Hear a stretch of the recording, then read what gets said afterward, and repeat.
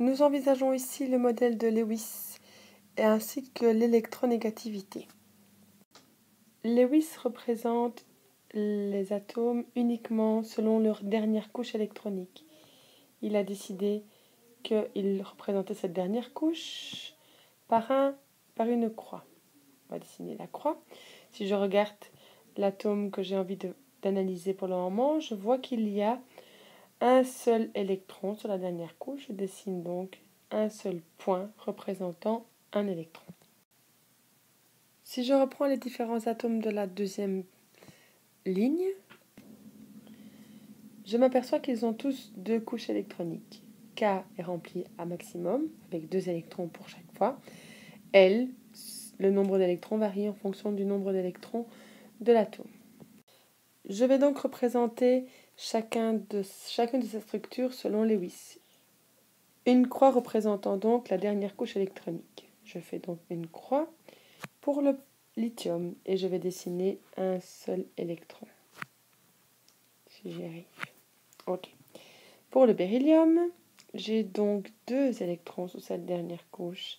Je vais donc dessiner 2 points. Pour le bore, je vais donc dessiner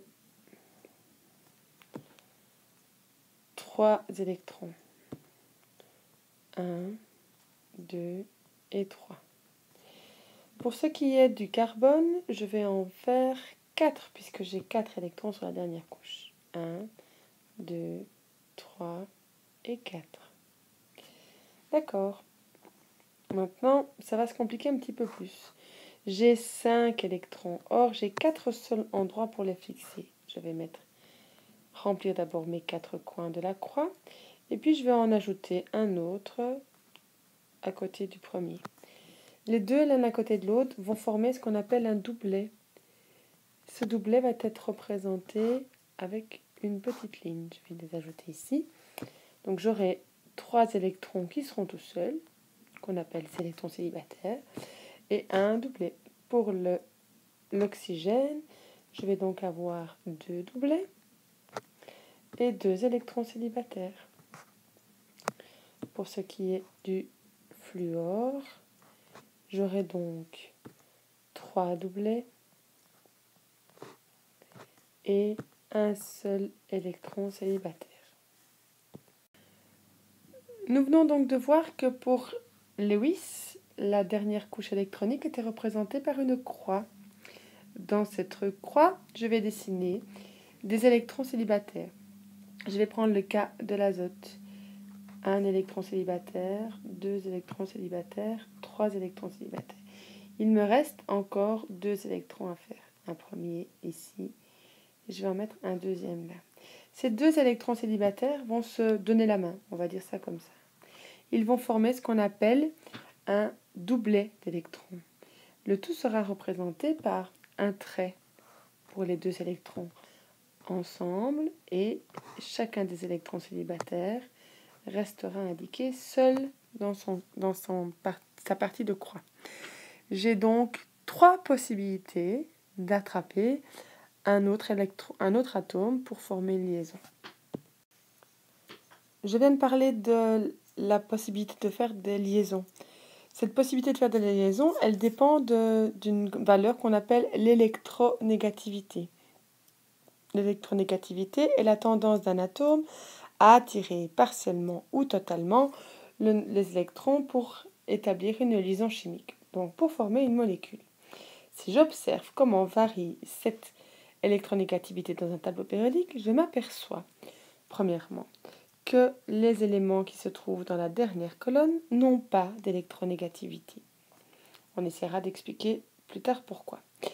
Les éléments, si je regarde ce qui se passe sur une ligne, donc je vais me remettre ici, je m'aperçois que sur une ligne, l'électronégativité va augmenter au fur et à mesure de la ligne. Si je regarde ce qui se passe dans une colonne, je vois que ça diminue au fur et à mesure que je descends dans la colonne. Un élément est très particulier, l'hydrogène ici. Il est dans la première colonne, ce qu'on appelle la famille des alcalins, mais il se comporte comme un alcalin, mais n'en fait pas vraiment partie.